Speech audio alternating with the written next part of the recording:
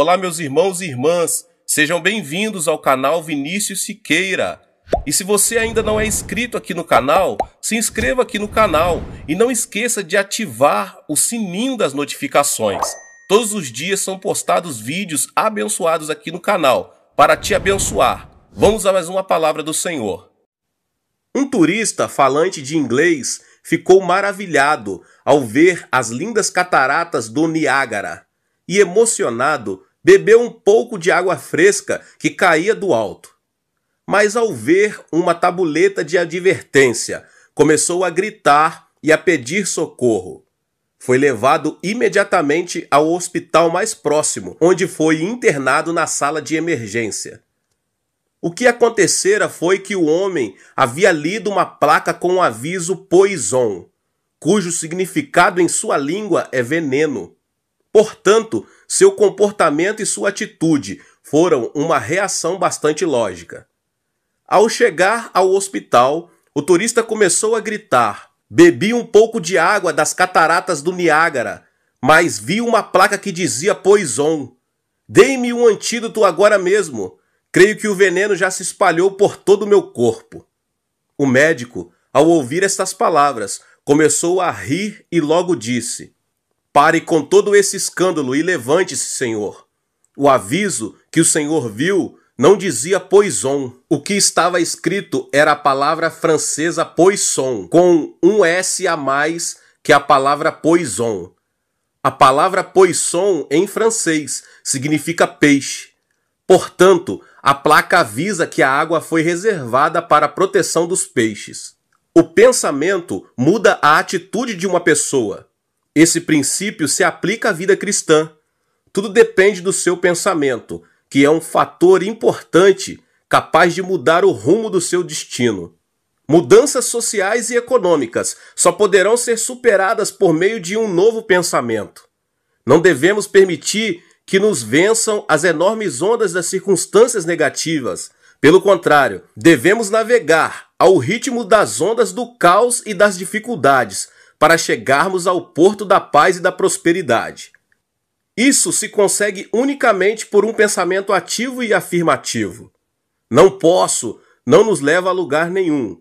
Nossa declaração deve ser sempre: tudo posso. Não devemos permitir que nossa língua seja tentada a dizer: não posso, não creio que o possa fazer bem, não me sinto capaz. Essas formas levam-nos a um abismo mais profundo de desesperança e frustração. Não se dê por vencido. Alguém que se der por vencido comerá o fruto da morte e da destruição. Devemos nos levantar. Quero encorajar você que me ouve agora a dizer: ponha-se em pé agora mesmo e corra para a esperança.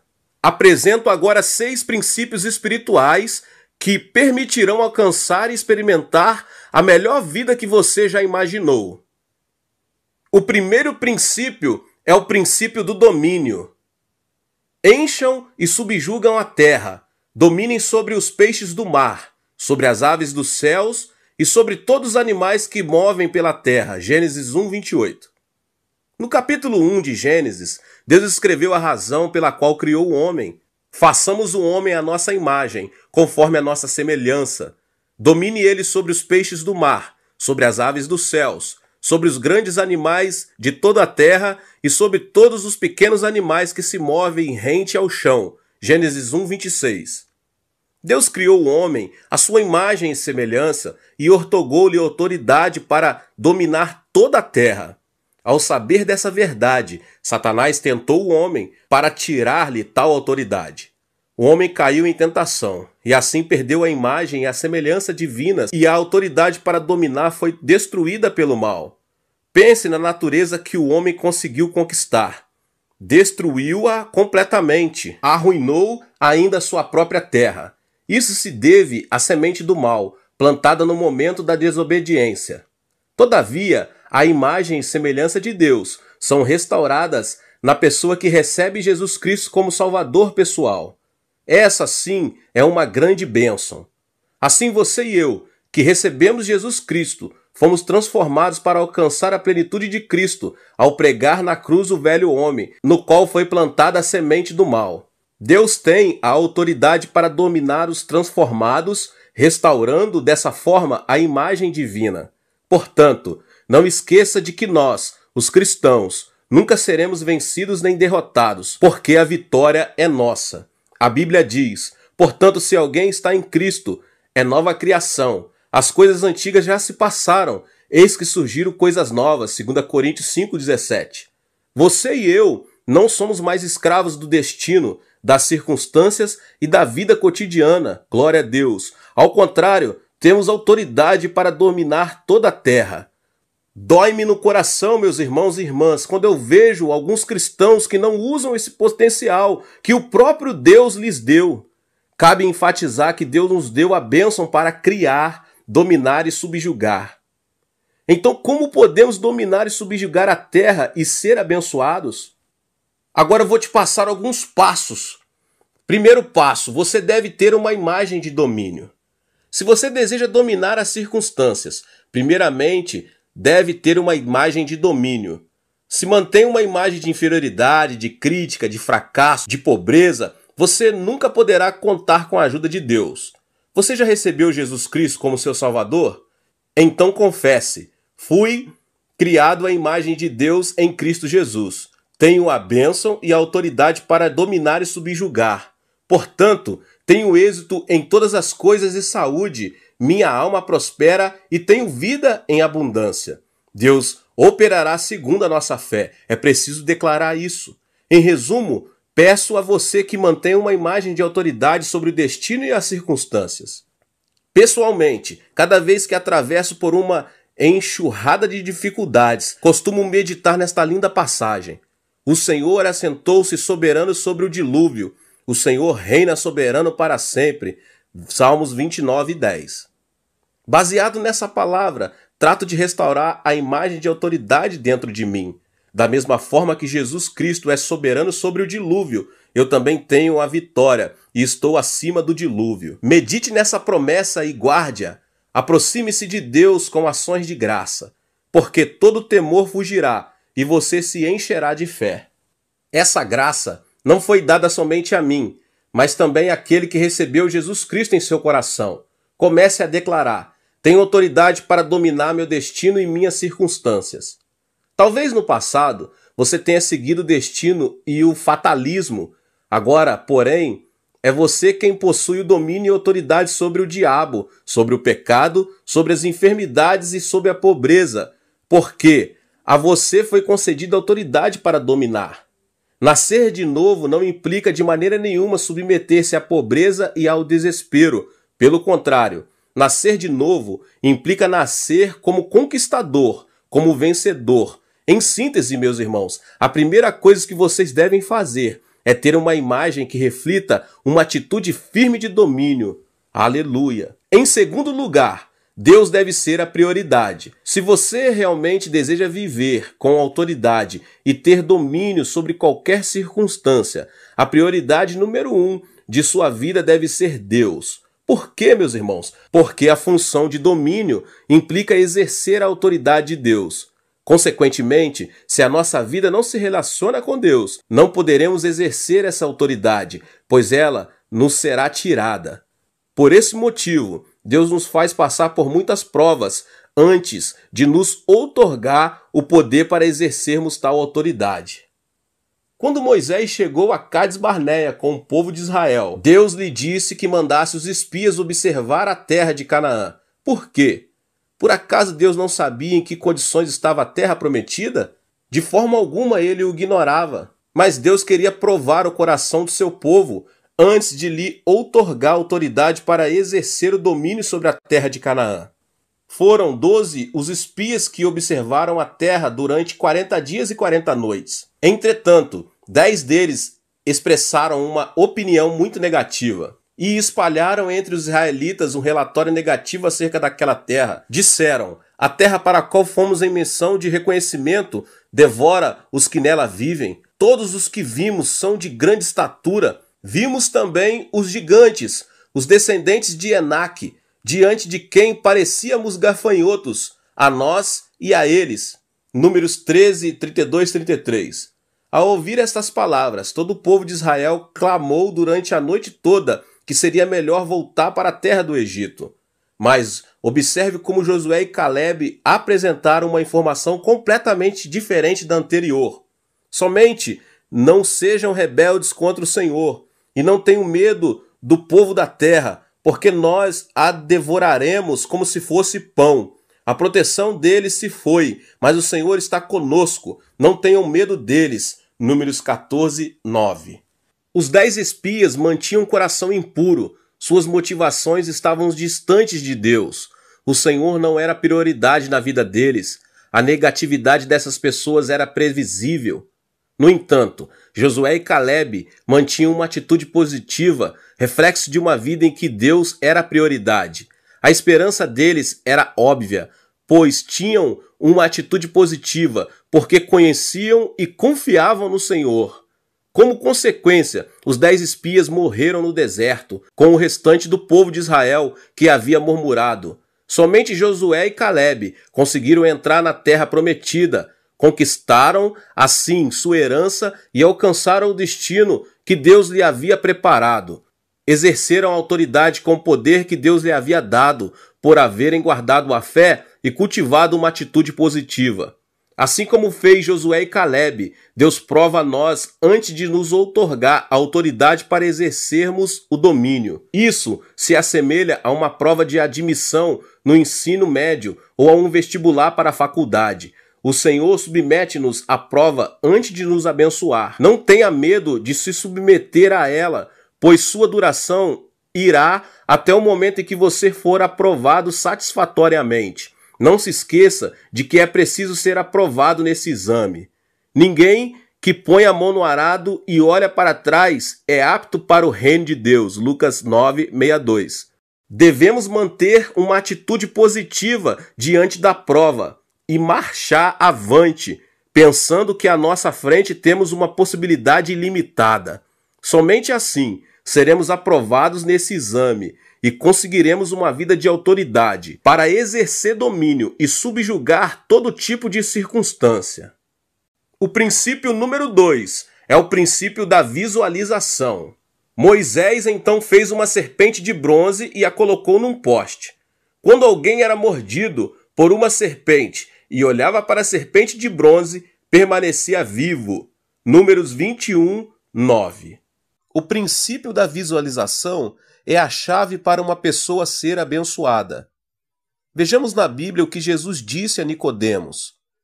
Da mesma forma como Moisés levantou a serpente no deserto, assim também é necessário que o Filho do Homem seja levantado, para que todo o que nele crer tenha a vida eterna. João 3, 14 e 15. Há uma mensagem muito importante nessa passagem. Jesus veio a este mundo para redimir a humanidade do pecado. O fato de Jesus ter dito é necessário que o Filho do Homem seja levantado implica que nós já fomos picados pela serpente. Por causa da desobediência e murmuração, o homem encontra-se no abismo das trevas, roubado, morto e destruído. O mundo encontra-se em meio à escuridão do desespero, oprimido por Satanás. Devíamos morrer por havermos desobedecido a Deus. Entretanto, Jesus nos disse: é necessário que o Filho do Homem seja levantado. Em resumo, isso significa que Jesus seria crucificado e ali abateria toda a influência de Satanás e, consequentemente, todo aquele que olhar para Jesus crucificado será transportado da escuridão para a luz, da morte para a vida. Esse é o princípio da visualização no reino de Deus. Deus abençoou Abraão por meio desse mesmo princípio espiritual. Quando o patriarca se encontrava em uma idade avançada, frustrado por não gerar um filho, Deus apareceu a ele e disse-lhe para contar as estrelas dos céus, lá em Gênesis capítulo 15. A partir deste instante, Abraão começou a visualizar uma numerosa descendência com os olhos da fé. Como consequência disso, transformou-se em pai de multidões. Cabe lembrar que algumas pessoas têm usado esse princípio de maneira incorreta. A esposa de Ló, por exemplo, no momento da destruição da cidade de Sodoma e Gomorra, Deus havia advertido Ló e sua família a que não se olhasse para trás e não parassem. Mesmo assim, a mulher olhou para trás e transformou-se numa estátua de sal, está em Gênesis 19. O pecado dessa mulher foi olhar para trás. Ao ver a destruição de Sodoma e Gomorra, ela também foi destruída. Eva também é um exemplo disso. Seu pecado deveu-se ao uso incorreto do princípio da visualização. Vendo que a árvore era boa para se comer, atraente aos olhos e desejável para ela se obter discernimento, ela comeu do fruto e deu ao seu marido. Gênesis capítulo 3. O rei Davi foi outro que fez mau uso desse princípio espiritual. Enquanto todo o exército de Israel travava uma batalha feroz com os amonitas, Davi permanecia na cidade de Jerusalém. Numa certa tarde, ao passear pelo terraço do palácio, observou uma mulher muito bonita, mandou-a buscar e cometeu o adultério. Como consequência, a mulher Betseba engravidou-se. Foi uma situação tão desesperadora que o rei encomendou a morte de Urias, marido da mulher, ao ordenar que ele fosse colocado na linha de frente, contra a qual o combatente era mais violento. 2 Samuel, capítulo 11. O tema da visualização é algo fundamental, meus irmãos. Nossa vida é como o deserto. Há vezes em que cometemos falhas e somos picados pela serpente, o diabo. Que atitude devemos tomar em situações tão terríveis? Devemos olhar para Jesus. O povo de Israel viveu quando olhou, em obediência e fé, para a serpente de bronze que havia sido colocado na estaca. Hoje, nós também podemos desfrutar uma vida abundante de transformação e restauração de nosso espírito, nossa alma e de nosso corpo, de nossas circunstâncias, se apenas por fé e obediência olharmos para Jesus que foi pregado na cruz do Calvário. Agora eu vou lhes mostrar os 5 princípios da visualização no reino de Deus. O primeiro princípio é: visualize o perdão. Ninguém pode escapar do perdão, pois todo ser humano é pecador. Todos, por serem descendentes de Adão, nasceram com pecado. Isso é como a cor de pele de um bebê. O tom da pele dos pais define-o completamente. À medida que vivemos neste mundo, no qual proliferam o pecado e a injustiça, o ônus do pecado apresenta-se de forma inegável. Como podemos nos livrar do peso do pecado? Por meio da religião? Não. Por meio do dinheiro? Muito menos. A única maneira de nos livrarmos do pecado é olhando para Jesus Cristo, que foi pregado na cruz do Calvário. Somente olhando para a cruz de Cristo, seu sacrifício e derramamento de sangue, é que podemos sentir alegria indescritível e convicção do perdão de nossos pecados. Em Hebreus 9:22 diz: sem derramamento de sangue não há perdão. O segundo princípio da visualização é: visualize a unção e a plenitude do Espírito Santo. Ao olhar para Jesus Cristo, que derramou seu sangue, experimentamos a unção do Espírito Santo. Olhe para Jesus Cristo que sofreu por você. Se fizer isso, o Espírito de Deus descerá sobre você e você começará a falar em outras línguas, de acordo com o que o Espírito o conceder falar. Visualize a cruz e nela o Senhor.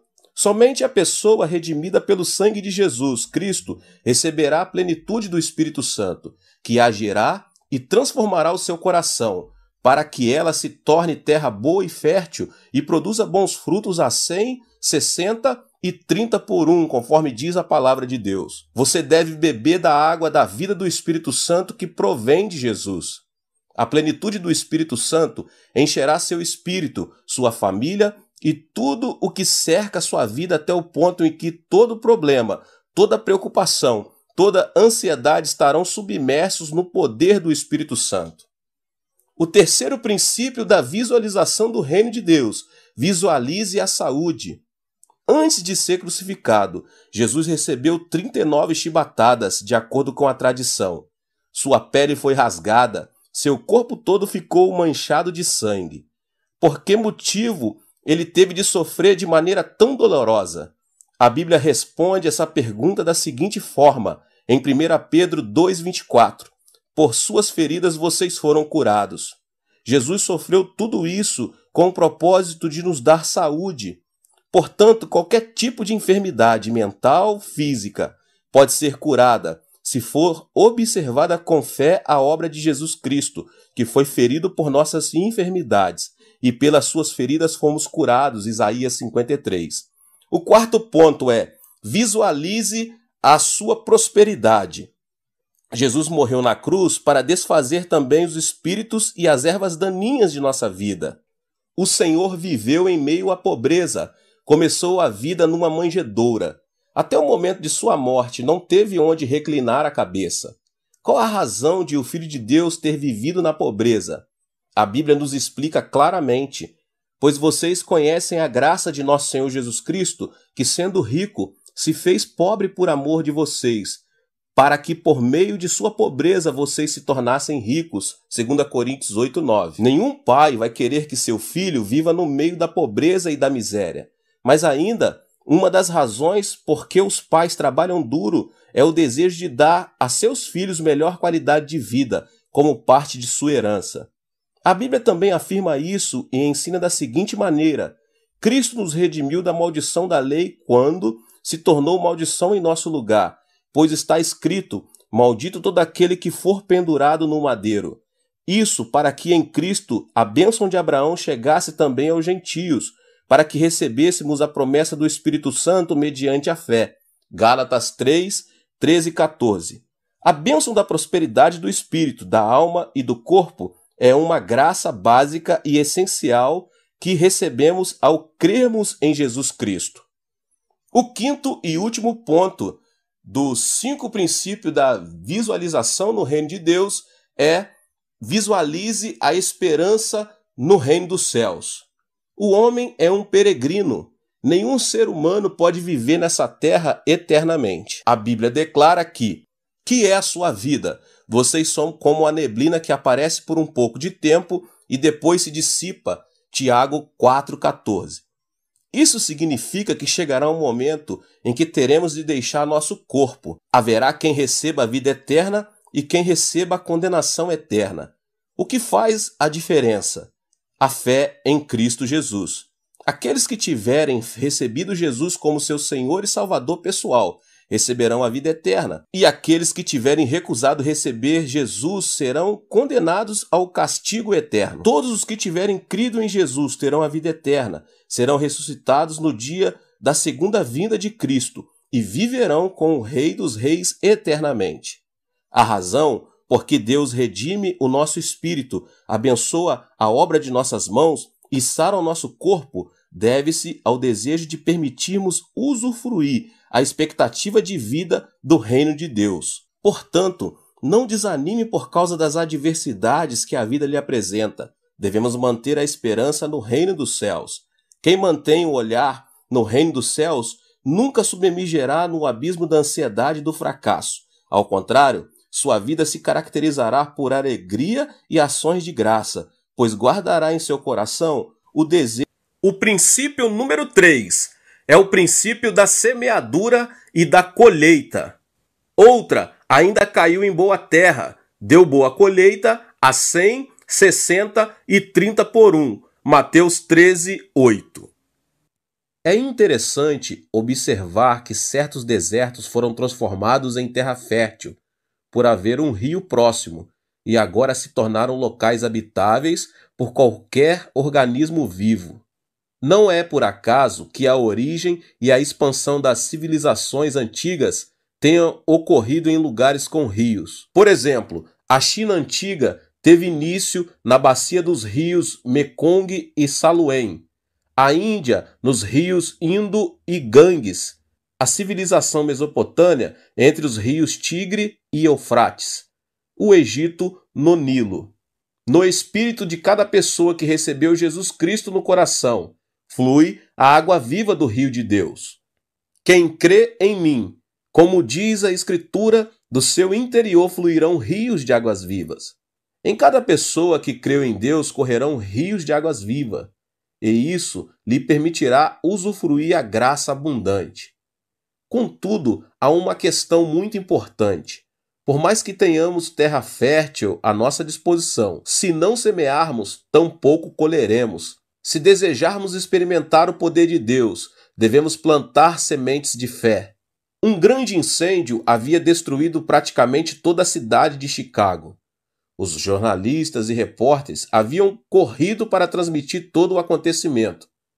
Foi nesse instante crítico que um repórter se aproximou do famoso pregador D.L. Moody para entrevistá-lo, pois vira que no meio das chamas estava a igreja do pastor.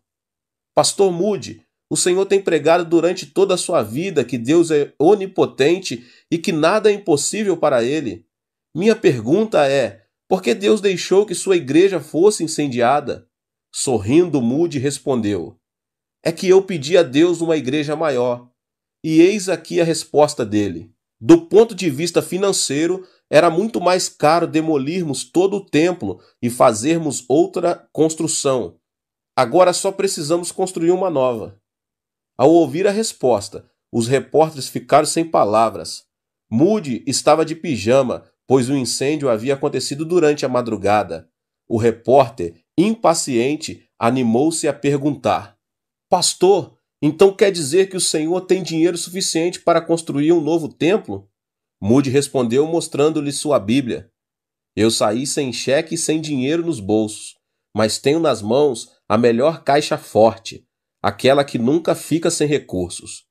Não se preocupem, vocês poderão ver uma igreja ainda maior e mais bonita que será construída em pouco tempo.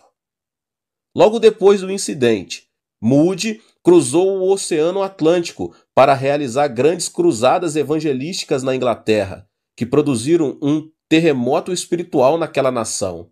Ao retornar a seu país, ficou surpreso, pois inúmeras pessoas que tinham participado de suas conferências haviam ofertado com o propósito de construir um novo templo. Graças a essas ofertas, ele conseguiu uma igreja muito maior e muito mais bonita que a anterior. Não se esqueça, lembre-se das palavras do Senhor que poderiam passar os céus e a terra, mas jamais passará a palavra. Chegará um dia em que o homem, a fama, a teologia e as denominações deixarão de existir, mas a palavra de Deus permanecerá para sempre, não mudará. Existem nas Escrituras 32.500 promessas e todas são para você.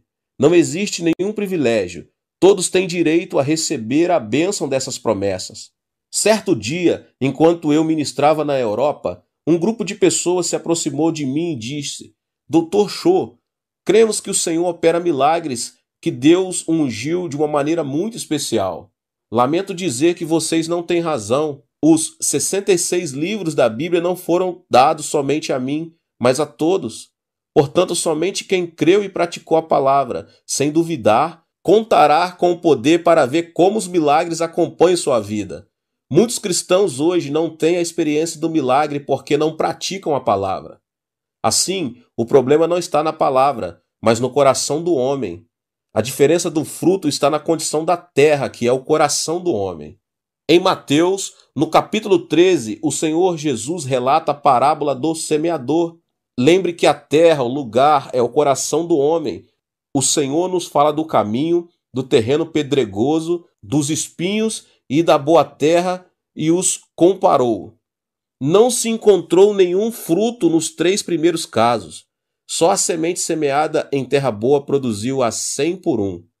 Será o caso de dizer que nos 3 primeiros casos não existe nenhum tipo de esperança? Não.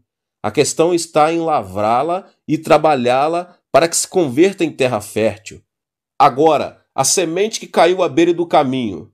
Enquanto lançava a semente, parte dela caiu à beira do caminho e as aves vieram e a comeram. Mateus 13, 4. Nenhuma ave poderá comer uma semente que tenha caído em terra boa, pois ela cobrirá a semente, que não será vista. Mas a semente que tenha caído à beira do caminho será facilmente vista, e virão as aves e a comerão. Essa parte da parábola refere às pessoas que já têm certo conhecimento da palavra de Deus, entretanto, não prestam atenção à semente da palavra por causa dos seus interesses e valores seculares. Nenhum cristão que tenha prioridades desorganizadas poderá dar bom fruto. Se ele ama o dinheiro, o trabalho, o esporte ou qualquer coisa mais do que a Deus, sua vida estará fora de foco, estará fora do caminho e nenhuma semente ali caída dará fruto. Não obstante, há esperança para esse tipo de pessoa, já que pode lavrar a terra profundamente e transformá-la. A boa terra não é produto do acaso, mas de um grande esforço e trabalho. Então, como podemos cavar profundamente e transformá-la em terra fértil e agradável? É preciso semear a palavra de Deus. O que significa isso? Significa compreender a palavra. Há cristãos que escutam uma grande quantidade dos melhores sermões e fazem os melhores cursos de discipulado. Entretanto, se a palavra não foi compreendida e posta em prática, de nada serve escutar os sermões e estudar. É fundamental que compreendamos a palavra. Certo dia, fui convidado para pregar numa igreja, num bairro afastado da cidade. Como costumo fazer, empenhei todo o meu esforço para pregar o melhor sermão. Mesmo assim, senti uma grande frieza espiritual. De repente parei de pregar e, acenando para uma mulher idosa, perguntei-lhe: "Irmã, a senhora crê em Jesus?" "Sim, pastor, sem dúvida."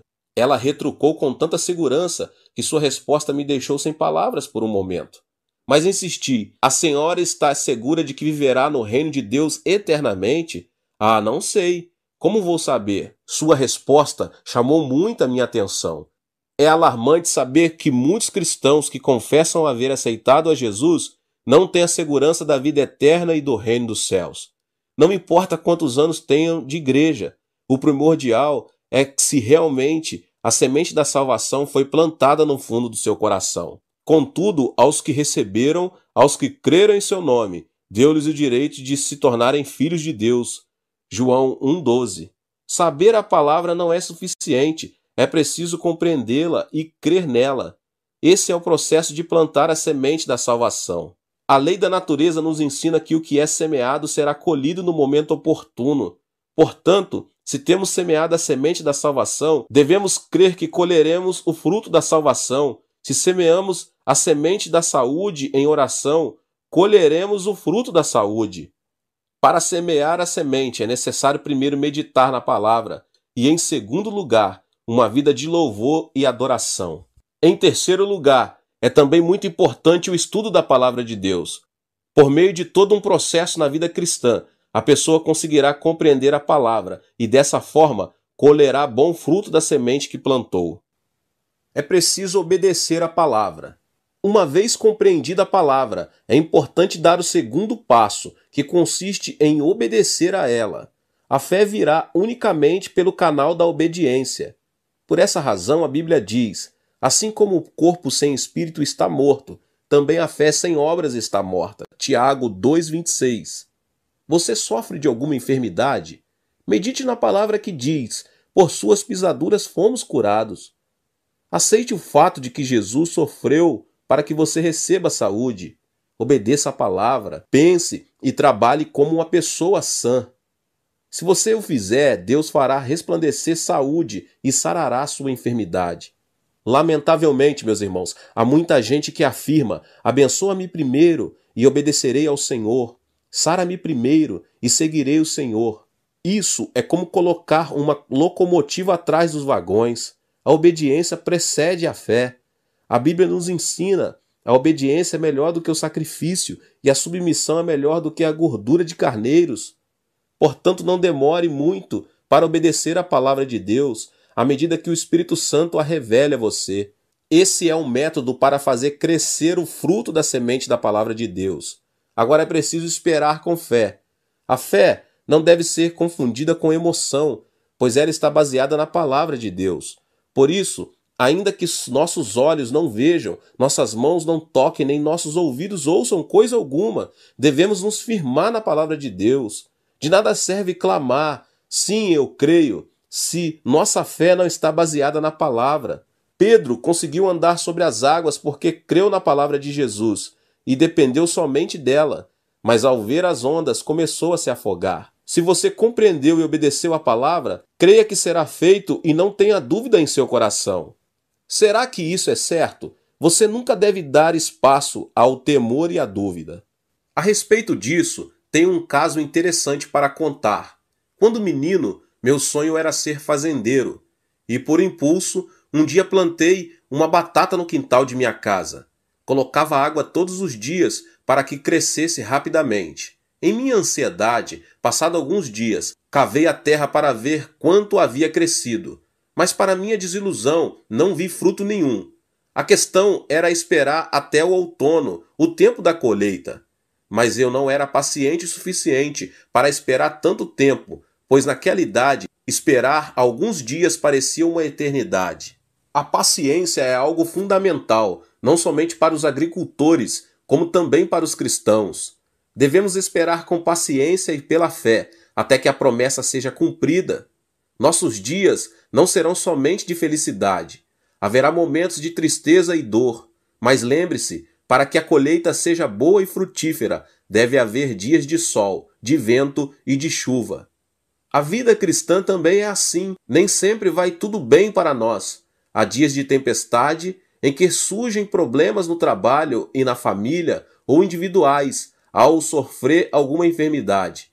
O importante é não vacilar diante de uma situação adversa, mas firmar-se ainda mais na rocha da palavra de Deus. Se tivermos compreendido e obedecido a palavra de Deus, devemos saber esperar o cumprimento da promessa. Ao ouvir uma fé como essa, Deus operará o milagre.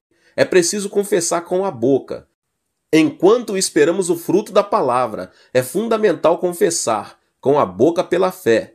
Temos de imitar Deus, que chama as coisas que não existem como se já existissem. A confissão da palavra é o broche de ouro que nos fará ver o fruto da promessa. Fui salvo, sou abençoado, estou são, meu Deus, pois suprirá tudo. Você não deve confessar segundo o seu estado de espírito. Confesse mesmo nos momentos mais caóticos e difíceis da sua vida e não deixe de confessar e crer que a promessa se cumprirá. Deus agirá e fará um milagre ao ouvir as confissões que saem de nossa boca. Agora, a semente que caiu no solo pedregoso, depois de semear, Deus sempre prova se a terra, uma pessoa, pode ou não dar fruto. O cristão que não tem raízes profundas é tentado a abandonar a semente da palavra e logo olhar para o que é mundano. Jesus diz que uma pessoa assim, sem caráter, é como uma semente que caiu em solo pedregoso. O que é um solo pedregoso? À primeira vista, só se vê terra. O problema é que nenhuma semente sobreviverá por muito tempo, mas morrerá, pois não poderá lançar raízes. No entanto, se tão logo conseguirmos remover as pedras, essa terra se converterá em terra melhor e ainda mais fértil. Por mais que o coração do homem seja tão duro como uma rocha, o amor de Deus pode remover qualquer pedra e amolecê-la até que se converta em terra boa. Agora, a semente que caiu entre os espinhos. Houve sementes que caíram entre espinhos, mas os espinhos cresceram e a sufocaram. Certo dia, enquanto eu dirigia uma conferência na Alemanha, aproximou-se de mim um jovem completamente bêbado e disse: "Impue sua mão sobre mim para que receba cura."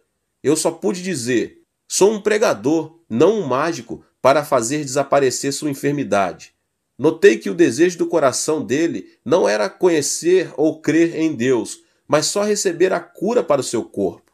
Deus nunca opera um milagre num coração cheio de mesquinharia como aquele. O coração de espinhos é uma referência à palavra que não pode dar frutos por causa da avareza e dos desejos mundanos. A semente que caiu entre os espinhos não dará frutos, pois os espinhos a sufocarão. No entanto, se tão somente conseguirmos remover os espinhos, essa terra também pode se converter em uma terra melhor, apta para dar frutos bons e abundantes.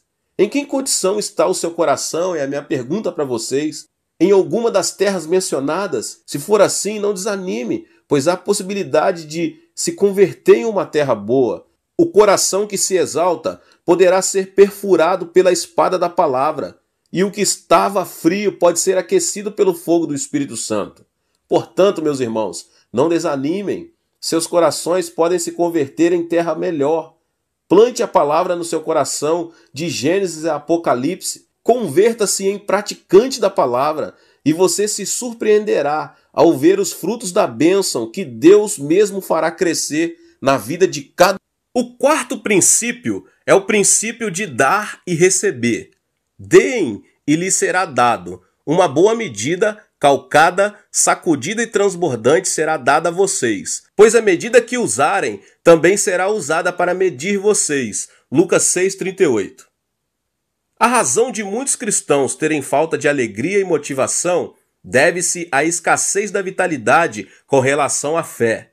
Meus irmãos e irmãs, por que há tantos cristãos que precisam de vitalidade?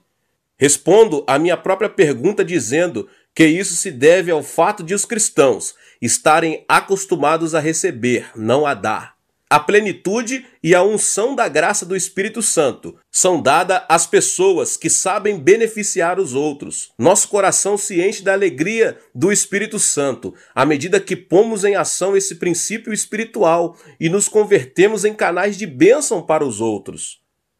O segredo da bênção de Deus está em dar. O Espírito Santo nos guiará para agirmos e abrirá nosso coração. Nele entrarão o amor, a graça e a bênção de Deus. Eu pergunto para vocês nessa noite, alguma vez você já reparou no Mar da Galileia e no Mar Morto? As águas do Mar da Galileia se dirigem para o Mar Morto. Nunca param, fluem sempre, o que faz com que seus componentes nunca se deteriorem. Comparado às águas do Mar Morto, que são estanques, vemos que os componentes de suas águas se decompõem, o que torna impossível qualquer tipo de vida. Qual é o princípio, meus irmãos? É o dar. Você quer bênção? Então dê. Há muitas pessoas que esperam uma demonstração, uma manifestação de carinho, de amor, de bondade. Devemos aprender a expressar nosso amor para com elas. Não se feche em si mesmo, porque a bênção de Deus nunca é dada a pessoas com esse tipo de personalidade. Deus opera por meio do princípio de dar e receber. Se expressarmos nossa bondade e dermos, Deus nos abençoará a 100, 60 e 30 por 1. Medida boa, calcada e transbordante. O reconhecido rei do aço, Andrew Carnegie, disse certa vez: a razão por que gerencio esta fábrica é meu desejo que cada empregado tenha sua própria conta poupança e viva com esperança. A filosofia desse homem não era só ganhar dinheiro para si, mas para todos os empregados de sua empresa. Como consequência, os empregados fizeram dela uma empresa mundialmente conhecida. Muitos pastores estrangeiros têm me perguntado qual é o segredo do crescimento da igreja. A pergunta tem sido sempre a mesma. O que tenho de fazer para que a minha igreja cresça? Eles perguntam. Minha resposta é muito simples. Certifique-se de que cada membro da sua igreja está sendo abençoado e bem-sucedido, pois são eles que trarão bênção e sucesso para a igreja. O segredo para ter uma família sã também está nesse princípio. Você deve tomar a iniciativa de expressar amor e interesse por todos os membros de sua família. O problema de muitas famílias hoje, meus irmãos e irmãs, é que ninguém toma a iniciativa, interessam-se somente em receber. O princípio do mundo diz, melhor é receber do que dar. Mas o princípio espiritual do reino afirma, independentemente de o que você tem, dê e reparta com os outros. Deus explica claramente que primeiramente devemos dar, para dessa forma recebermos a bênção de Deus. A palavra de Deus é clara, dê e lhe será dado. O princípio número 5, o princípio da ordem durante a petição. Busquem, pois, em primeiro lugar o reino de Deus e a sua justiça, e todas essas coisas lhe serão acrescentadas. Mateus 6,33. Comece a orar não somente por suas necessidades, como também pela manifestação do reino de Deus aqui nessa terra. É primordial que os cristãos saibam ordenar corretamente suas prioridades. Sem dúvida, a maior delas deve ser Deus e amar aos outros como a nós mesmos. Lamentavelmente, meus irmãos, vejo muitas pessoas que inclinam a balança por um lado apenas. Amam a Deus, mas não amam o seu próximo. Muitos problemas sociais hoje são produto do egoísmo. Egoístas vivem de orgulho próprio, arrogância e injustiça. Isso traz muito prejuízo e faz com que muitos de seus próximos sofram. A relação com Deus é importante. No entanto, a relação com o próximo é de suma importância. Não amar ao próximo, mas amar a si mesmo não é aceitável na presença de Deus. Uma vida espiritual saudável e ideal mantém o equilíbrio vertical, amar a Deus, e horizontal, amar ao próximo. Amar a Deus e ao próximo. As prioridades devem ser ordenadas sobre essa base. E uma vez fundamentadas nisso, deve-se orar, pedir e praticar. Todo aquele que falhar em distinguir as prioridades maiores e menores encontrará o fracasso. Todo jovem que não tenha se esforçado vai se arrepender em sua velhice. Então, como organizar e reordenar nossas prioridades? Jesus explica com muita clareza no texto que acabei de nos falar. Busquem, pois, em primeiro lugar o reino de Deus e a sua justiça, e todas essas coisas lhes serão acrescentadas. Mas devemos buscar o reino de Deus. Devemos buscar primeiramente o reino de Deus. Isso implica buscar o reino de Deus por meio da cruz.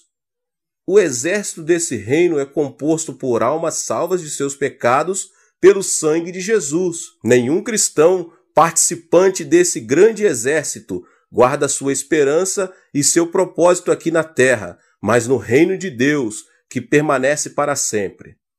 Para o cristão, a vida terrena é apenas uma viagem em direção ao reino, o que implica manter um alto grau de fé. Depois de Adão, o reino de Deus começou a ser proclamado com a vinda de Jesus Cristo a este mundo, que estava submerso no pecado, na injustiça, na maldição, na enfermidade, na pobreza, na morte e outras coisas mais. Jesus, por meio de sua vida, revelou que as características do reino de Deus eram o perdão dos pecados, a plenitude do Espírito Santo, a bênção de Abraão, a saúde, a abundância, a riqueza e a vida eterna. Então devemos orar para que essas mesmas características não somente transbordem em nosso ser, como também na vida de nossos semelhantes. Devemos também buscar a justiça de Deus. Nosso dever não consiste somente em buscar o reino de Deus, mas também em fazer todo o possível para que sua justiça seja manifestada no mundo. Os cristãos devem fazer fluir a justiça de Deus em suas próprias vidas. Deus se agrada do justo. É importante também nos ocuparmos da justiça no campo social. Jesus esteve com pecadores, pobres e doentes. Converteu-se em seu amigo e salvador. Jesus trouxe justiça à sociedade. Nós, que nos identificamos como discípulos de Jesus, devemos imitá-lo, esforçando-nos na justiça social. Outra coisa importante é a justiça no âmbito nacional, que não deve estar fora do interesse dos cristãos. É lamentável saber que na Coreia temos injustiça continuamente presente. É triste que o Evangelho não tenha conseguido mudar as estruturas da sociedade coreana ainda. As estatísticas indicam que 25% da população coreana confessa ser cristã. Contudo, não se vêem vestígios de justiça em nossa nação, apesar de mais de 10 milhões de cristãos. Isso deveria ter provocado mudanças, todavia nada acontece. O que significa tudo isso? Significa que nós, os cristãos, temos falhado nessa missão, que consiste em realizar a justiça de Deus aqui na terra. Onde não há justiça, proliferam a aridez e a hipocrisia. Portanto, os cristãos devem avançar em oração e serem persistentes para que a justiça flua no âmbito pessoal, social e nacional. O cristão é quem mantém uma dupla relação com Deus e com o próximo, a sociedade. O fato de permanecer circunscrito às paredes do templo, orando e jejuando, sem se interessar pelo sofrimento e pela injustiça social, é sinal de decadência espiritual da igreja. Jesus explicou que, se buscarmos primeiramente o reino de Deus e sua justiça, todas essas coisas serão acrescentadas. Se neste momento a justiça divina proliferasse nos âmbitos financeiros, governamental e social, a distribuição correta das riquezas acabaria por completo com a pobreza, o suborno, a injustiça, o pecado, a violência, os roubos e outras coisas mais. Então, consequentemente, comece a orar não somente por suas necessidades, como também pela manifestação do reino de Deus aqui nessa terra. Essa é a ordem correta que você deve manter para que os problemas casuais desapareçam. Se você é um desses cristãos que tem o costume de orar somente por suas necessidades e não buscar primeiro o reino de Deus e a sua justiça, é muito provável que sua vida cristã esteja à deriva e precise de um rumo estável. O agricultor faz todo o possível para conseguir uma colheita bem-sucedida. Mesmo assim, a falta de chuva e sol pode prejudicar seriamente sua colheita. O que eu quero dizer com isso, meus irmãos? Quero dizer que é Deus que tem de abençoar, para que o homem seja abençoado. Se Deus não abençoar, todo o esforço do homem será vão. A bênção de Deus é derramada sobre as pessoas que buscam primeiramente o reino dos céus. E o princípio e último, o princípio número 6, é o princípio da massa. O princípio da massa é um princípio da mesma natureza. As aves relacionam-se entre si, patos com patos, e formam grupos. Esse princípio também se aplica à área espiritual. Pessoas negativas relacionam-se com pessoas negativas.